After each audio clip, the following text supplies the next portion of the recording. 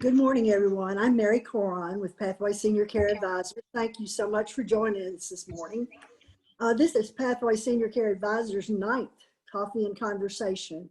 And I hope you've been able to listen to some of them because there's a story that winds through all of these coffee and conversations. And basically, it's all of the steps and things that you need to consider to prepare for the time in your life when you may need help, or maybe you just want to go into independent living and live a worry-free, safe life.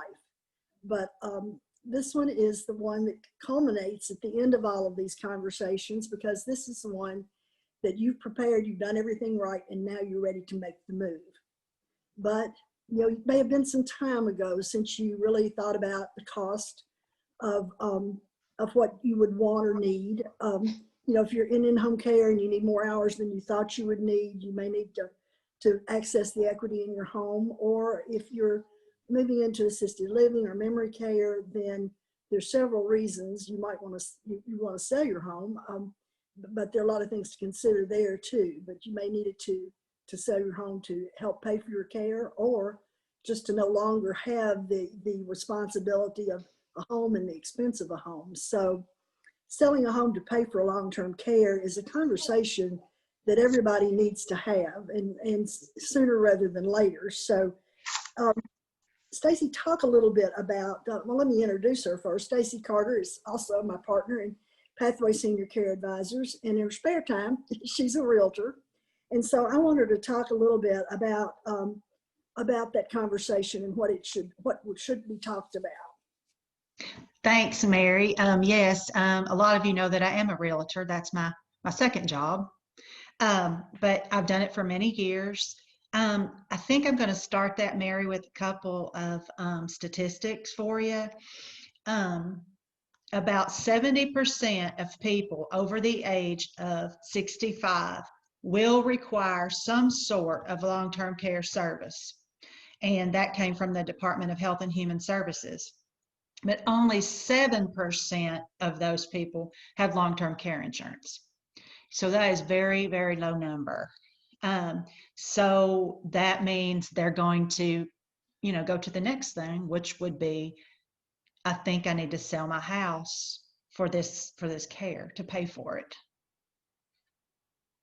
Well, yes, and we've talked about it's a little bit different selling an older person's house than it is just selling, a young couple's house, and they're going to go move up to a bigger house. So tell me some of the situations that you have run into in selling a senior's home. Okay. Yeah, it is different, Mary. I've sold many homes. I've sold them to first-time home buyers, young couples, divorced people. But when it comes to the seniors, it can be a little bit different because the different dynamics that are going on.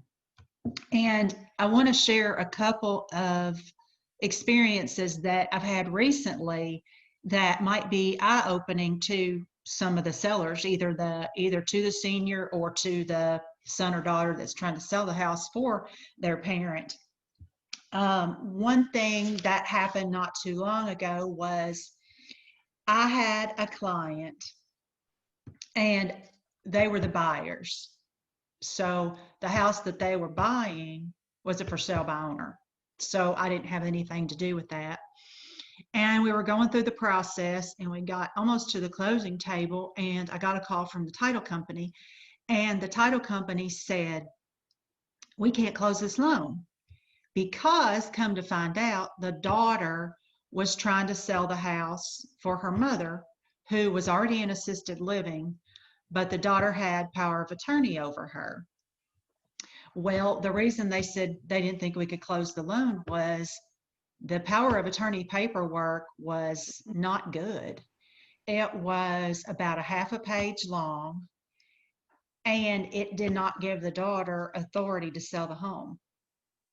So to make a long story short, even though I wasn't working, for the seller, we had to call an elder attorney, and we had to get some help in there to guide through the process to get that done so that everybody was happy. So that was a big, huge roadblock there, Mary. we got it worked out, but it was a huge roadblock. So everybody needs to make sure that they're paying attention to what these power of attorney, what this paperwork looks like. Is it updated? Does it fit all the criteria that we need it to? And as a realtor, I would have looked at that and said, okay, you're selling this for your mother, then we need to find out what your mother's situation is. And of course, that didn't happen with the for sale by owner.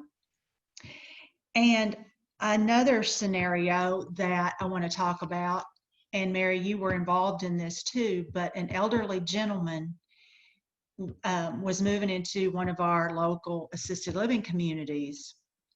And his desire was to sell his house, which was fine. It made perfect sense. But we knew that he was a veteran and found out that he was applying for the veterans benefit to help pay for the assisted living. So we got in touch with our elder attorney that we network with, and he said, absolutely, do not sell the house right now. If you sell the house, then you'll end up with that extra cash. It'll knock you out of getting your VA benefit. So bottom line there is we wait for that to get approved, and then once that benefit starts, then we can go back and sell the house. So those are just a couple of different scenarios that have happened recently. I know there's more, but that's just a few that happened recently. And a lot of people may not understand how all this works, but like I said, if you've got an elderly couple that you're working with, or a couple that you're or a couple that's trying to sell their house for a parent, you really have to ask questions and dig deep into what is going on and what are they trying to do. Yeah, there are lots of things, issues there that people don't really put together with selling a house. It's very interesting. And with the statistics you're talking about and the number of people that are aging over the next few years, and there's going to be a lot of houses sold. So let's talk about another implication. Aren't there tax implications as well to selling the house? There very well could be, depending on the profit that you make. You may have to pay capital gains. This is a situation where, again, we would bring a financial advisor into the mix and have them kind of orchestrate the best thing to do. You've touched on this a little bit, Stacy, in talking about the elder gentleman, but let's say you have a client, you're going to sell their house, they're going to move into assisted living or to memory care. Is it better to sell the house before or after they move? That's a very good question. Actually, it just depends really on what's best for that senior or for the family members involved. But I can give you kind of a few pros and cons for doing either one. If you sell the house before, of course, obviously that's going to give you some cash faster. The senior can actually take a little bit more time in packing some things up and picking out what they want. And sometimes this can be good and sometimes, that can be bad. They can figure out what they want to take to assisted living or memory care or independent living. They can kind of figure out, okay, I want my children to have this. I want to donate this. So they can work through some of those things as well if they're able. And the other thing is you get rid of those monthly bills. You get rid of your utility bills. You get rid of your insurance and all those things that you don't want to pay because you're going to be paying for assisted living. So those are some reasons why you might want to do it before. But some reasons that you would want to sell after, I think, are key because it's very, very stressful for an elderly person to sell their home and change is hard. And they may have been in that house for many, many years, and moving is going to be just give them so much anxiety and so much stress, and they don't want to part with anything. They want to keep everything, which is typical for that generation. And then they want to give things away to their grandkids and their great grandkids, and kids today don't want anything. So it makes it kind of hard, but it's full of emotions. So that's a good reason to go ahead, get them out of the house, and then sell after. And another thing is, you don't want to disrupt their day. You know, as a realtor, we typically will not want the seller to be in the house when we show it to other people, but maybe this senior can't leave. So they're going to have strange people coming in and out of their house looking at it and disrupting their day. And that can also be challenging, especially if they've got memory issues or maybe mobility issues. And then for me as a realtor, having them out of the house means less clutter. We can get the house staged and make it look a lot better. So those are probably some pros and cons of each, but it probably just depends on the individual themselves. Well, thanks, Stacy. It sounds like obviously you've gained a lot of knowledge about how to what it takes to sell a senior's house. Most realtors I wouldn't think would know anything about POAs or veterans benefits or that type of thing. And I know as a realtor, you want the closing to go smoothly. You don't look very professional if that doesn't happen that way. So, and you have mentioned, and you have the resources to contact that the senior person or the daughter or son of the senior person selling the house might not know who to contact. So that's Right. very helpful as well. So It is. So the first step, Stacy has talked about the first step of making the move, but one thing we found out at Pathways over the last 3 years is we would be meeting with the client, and it might be a mother and a daughter or a couple or whatever, and you could see the anxiousness on their face. And that was, at first we just thought, what would be obvious, that they're anxious about making this big decision, and that is a big part of it.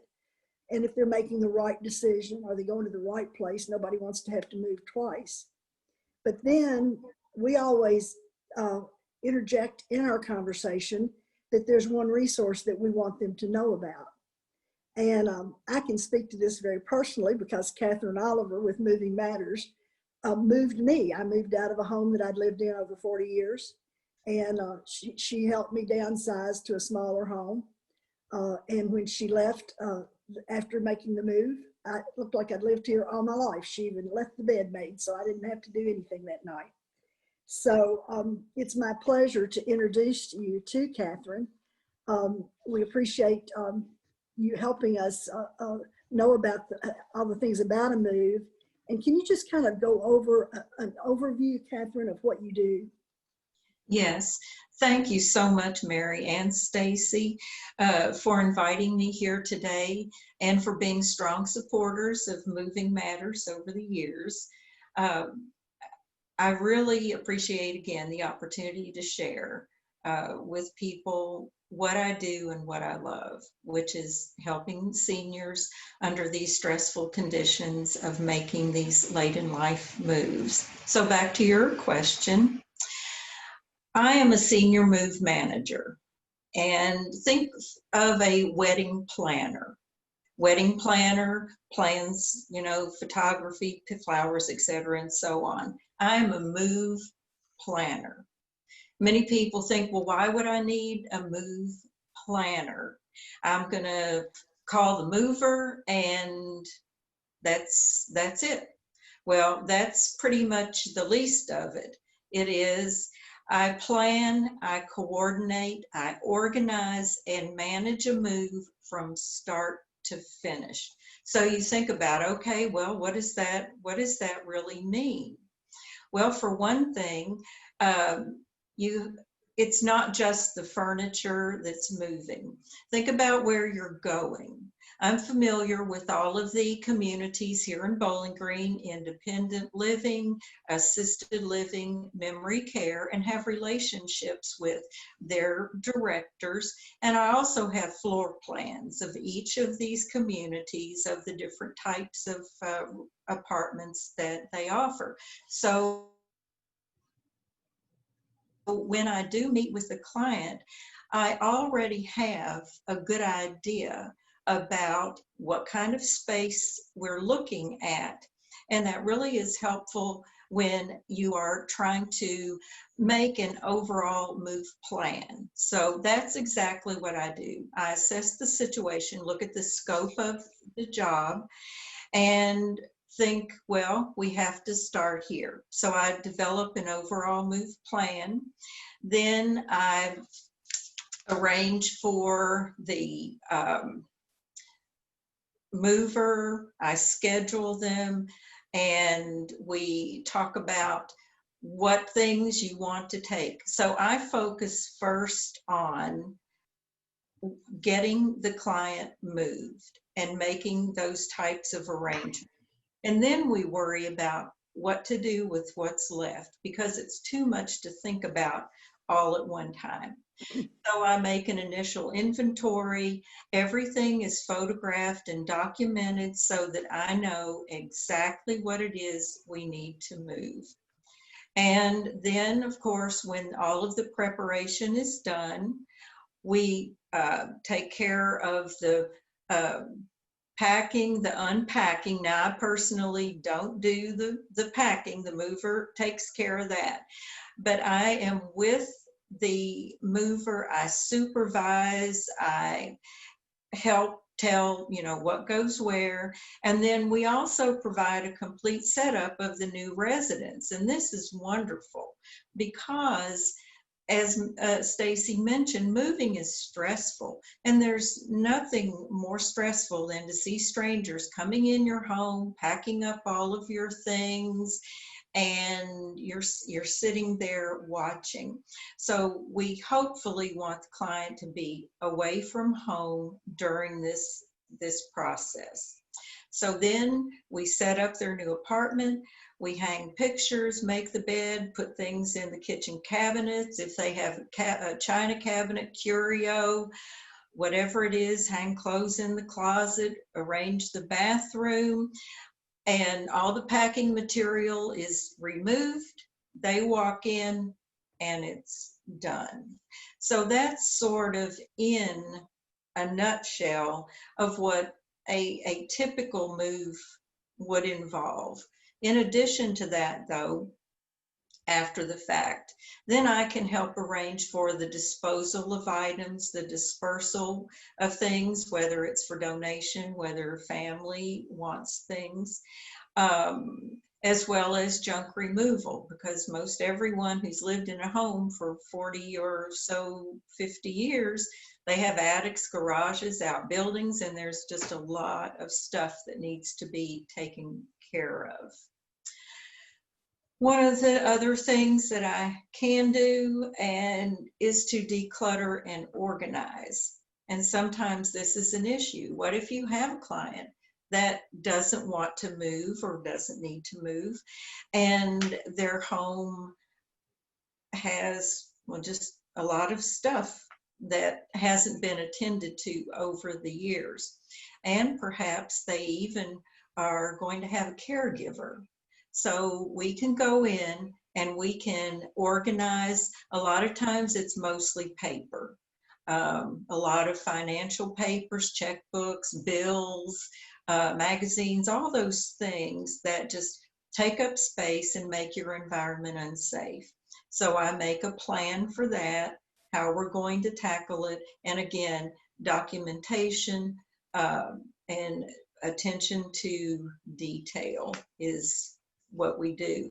And I will say, moving is one of the top 10 stressors for late in life moves for seniors, up there with divorce and loss of a spouse. And that's very, very important to remember. It's just not moving your things from one place to the next. You're moving the person, their experiences, their memories, all of those things that define who they are. So in a nutshell, I'm the one constant in an often confusing and overwhelming process. this moving, especially important for people who've not moved in a long time and are unaware of the many things they need to do to prepare for a smooth transition. So from the initial visit to the hanging of the last picture, I'm there. I help the client with step-by-step guidance, plan and anticipate needs. I schedule third-party people if needed, cleaning the house, etc. Field questions and make referrals for other services, certainly including realtors as such. And many seniors just don't have families because of proximity and other reasons. So I fill that gap. And that's pretty much the essence of what I do. Well, I know when our clients start to hear us talk about what you do, a lot of that anxiety starts to go away on their faces, Kathryn. You take what is it's a seemingly overwhelming project and make it happen. And it's a wonderful thing.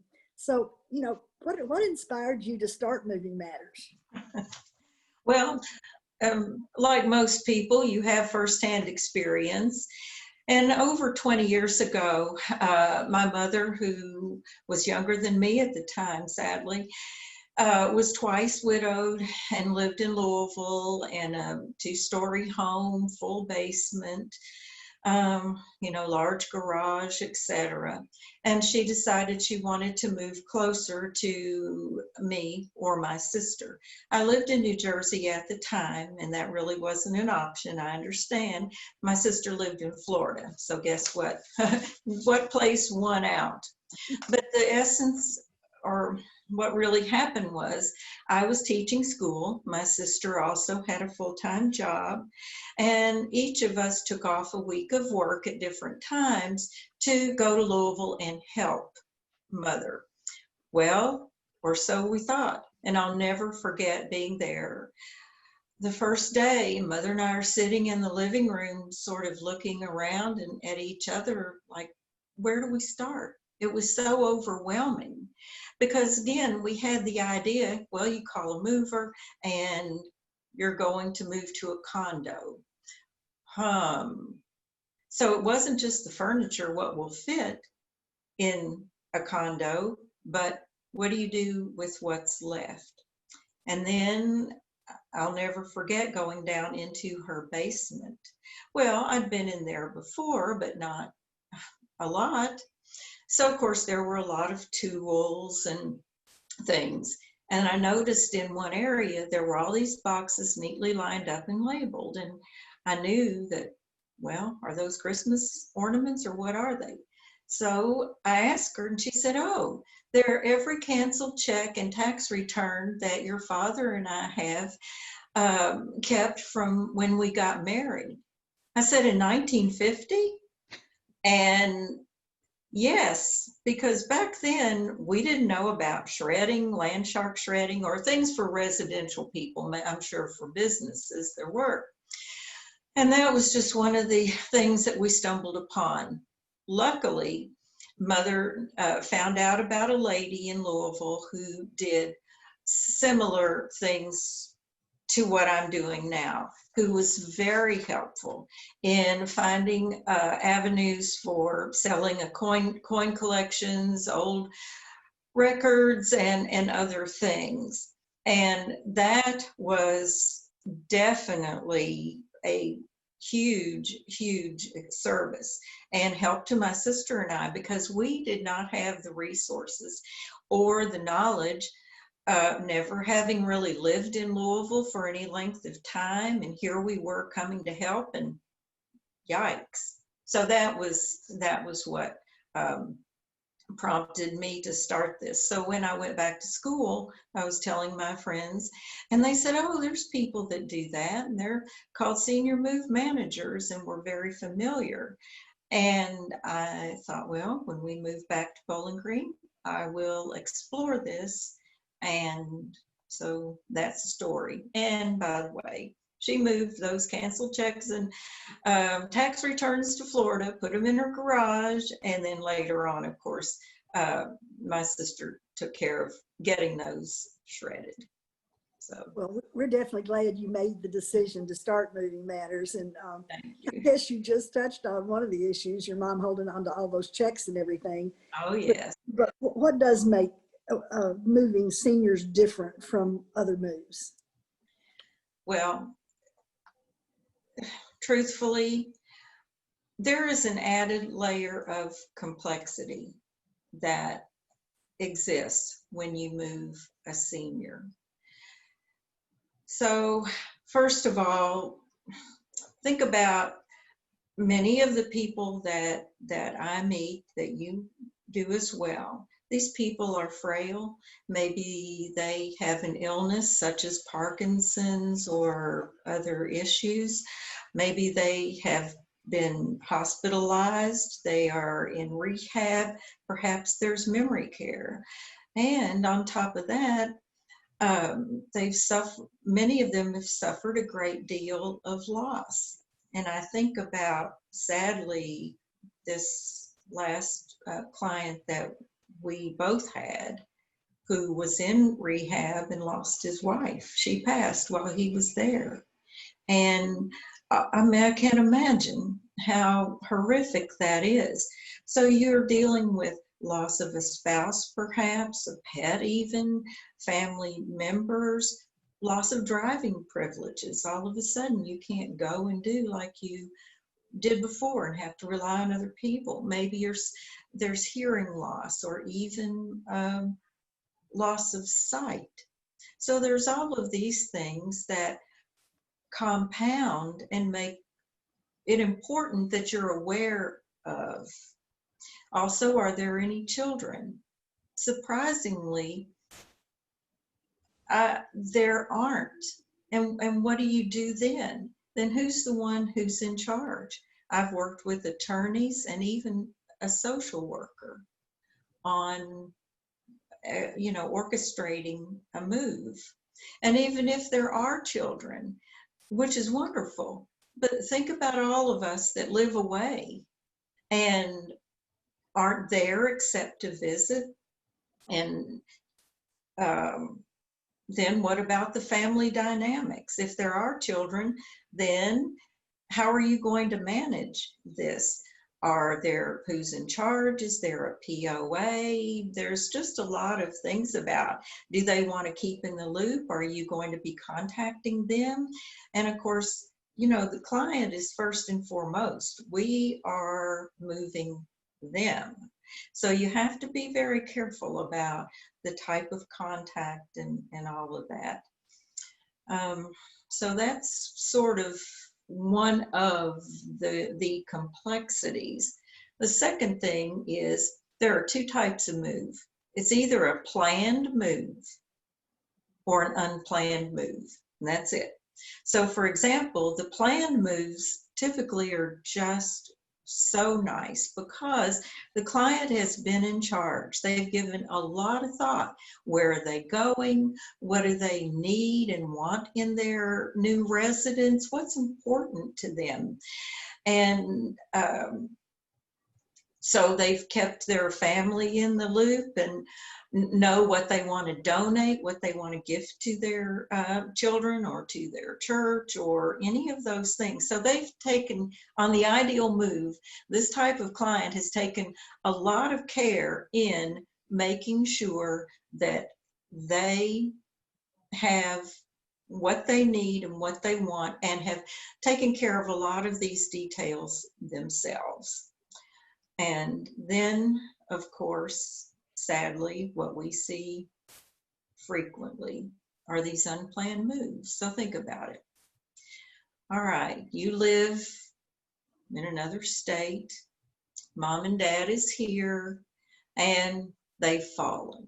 And I think we all have some terrible case scenarios that we can think about. And all of a sudden you get that call. So now you're rushing to Bowling Green and there's the hospitalization, then you're dealing with doctors and insurance and all kinds of other issues that come into play. And now your parents in rehab, and it's become obvious that this person cannot go back to their home. Now all of a sudden you're faced with, well, do we look for care? Or if that's not even an option, then you have to quickly find some place for the parent or loved one to move to. So that's a whole nother set of circumstances where thankfully there's pathways that can help negotiate. So already there's a lot of stress and emotion in this entire scenario. So you're not only worried about the physical and emotional state of your parent, then there's you who's also dealing with all these unknowns and so on. And those are always difficult. Sadly enough, they have to happen quickly. We get calls frequently from a community here, or maybe an adult child. Well, can you make a move? Mom's getting out of rehab. Well, when is this going to happen? She's getting out on Wednesday, and you're getting this call on a Friday or a Monday. So it's this type of thing that is very stress inducing. So we jump into action and do what we can, but there are just a lot of things that have to be done quickly, that are those details, what clothing to take. There's just, that those are the two case scenarios that we can take care of.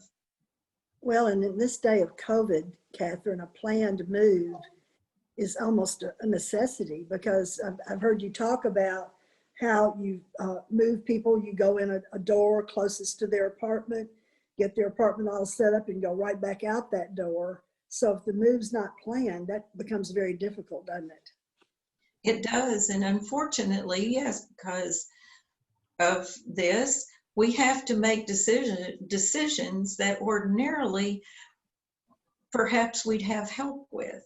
So for example, you're looking in someone's apartment and you've got to find the linens, where are the sheets, where are the towels, and what kind of toiletry items are they going to need, and what if there's limited space? Now you've got one closet instead of two. What clothes do they wear, and things like that. So we do the best we can managing those things, but again, that's just part of those details that we can do. Well, and to talk about that a little bit further, what specific things do you do to help seniors and families during this transition to a new residence? Well, first of all, I want to be very clear that I am very, very careful with full documentation and detail in everything that I do when it comes to planning a move, because there are so many things to be considered. And I take photographs, and I have written move plan, a list of what went where and all of that, and keep the receipts and everything. So to assure someone that they can have peace of mind for what I do. And I put together a move folder when everything is said and done, to be provided with all these details for a client or a family member, an attorney, or whomever it may be. But back to your point, for example, I make a floor plan because it's necessary to make sure that whatever furniture or things that you want or need are going to fit. And one lady commented, "You even measure the inches." not just the feet. Well, that's true, because sometimes those things are crucial. Also, we take care of the dispersal of other items. I often take things to be mailed to adult children or to family members elsewhere. We can also deliver furniture to someone locally. Maybe your cousin wants your piano, so we can take care of making that happen. Also take things to be donated. Kentucky Building or a veterans group may want something that you have, or perhaps you want to take things to Hope House or a favorite charity. So I take care of all of that. One of the other things that I can take care of is an important factor when you downsize or you move to a smaller space. You don't have the big kitchen perhaps that you did. Maybe you've got a big bathroom with a double vanity and all these closets and this and that.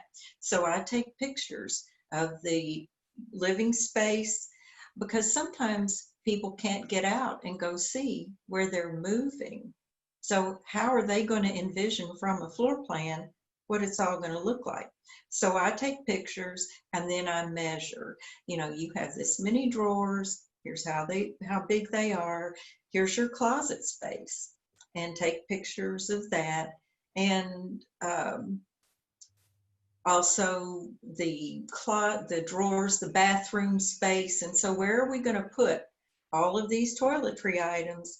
And I anticipate what may be needed. What if there's some shelving that needs to be added, or a small cabinet, or things like that? And you may not think about it until there you are with all this stuff and where to put it. I oftentimes go out and purchase those things, and with the permission, obviously, of the client or even adult children. I've had people whose children live way out of state, and they needed, for example, a new recliner because their one was too large or something, so they couldn't go out to go shopping. I took pictures. I went to a couple of places, and with the price and delivery and all that info, and sent it to the adult child so that when she came, she could take mom out to one place or two places and go straight to what they were looking for. So there's all kinds of things that people just don't think about that can really be helpful and make a difference in a move. I also take care of document shredding. Now that's something else. A lot of people have a lot of paperwork that has not been gone through that needs to be shredded. And I always make sure that the CPA, the attorney, whomever it might be, financial advisor, I contact, let them know what I'm doing and how to proceed, what do they suggest, making sure, and then always document what I'm doing and have a witness with me with photographs and all of that to make sure that I'm doing the right thing. Not everything is in bulk. Say that Land Shark needs to come with a truck. So sometimes I take things to be shredded. UPS does that. Ace Hardware does that, and they have receptacles just for Land Shark. So I am there. I take pictures of me, the receipt, the whole thing. So I've even taken sterling silver to be melted down, and again, a lot of documentation. So. And then also the decluttering if needed, and organizing the new space. And it's really an a la carte menu. Whatever needs to be done, I do my very best to take care of it, find the appropriate resource for that. Well, it's a wonderful service you provide, Kathryn. And right now, today, what if you had one piece of advice to give the people that are listening to this presentation, seniors and families, or whoever is listening, what would that be? Well, I think, as all of us know, please, please, adult children, parents, it's never too soon.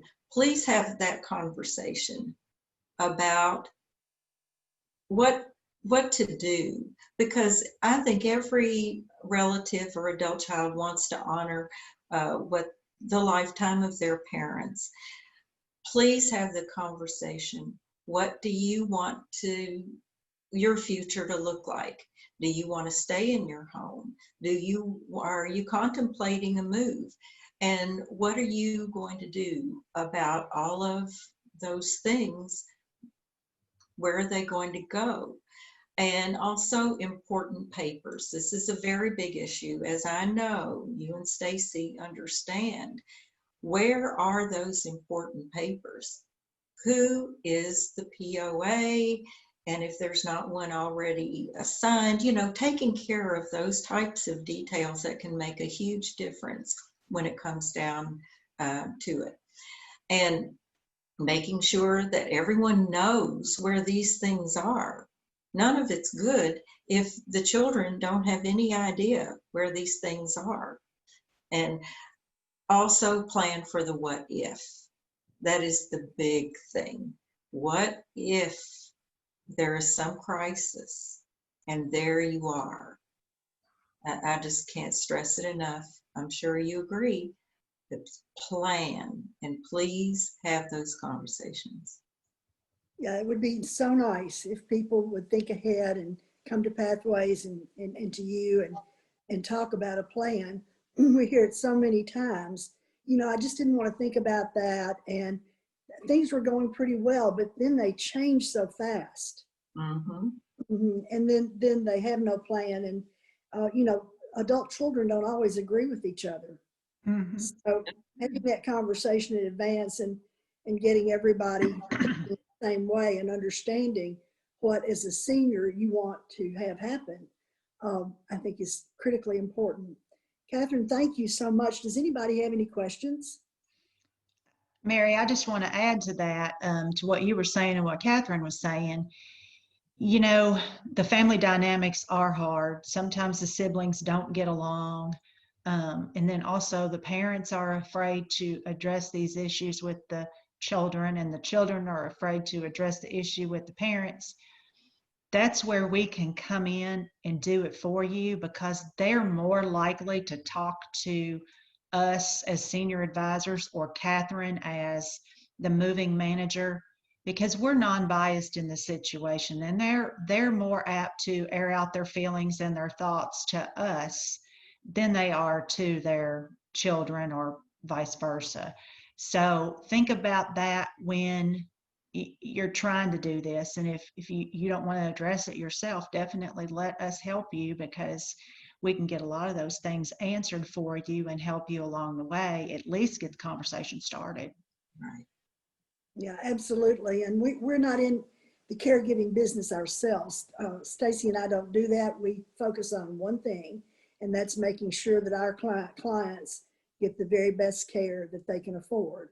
And we have working relationships, just like Kathryn, with every in-home care company, every assisted living, and every memory care in our entire market area. So it doesn't matter to us which one our clients go to.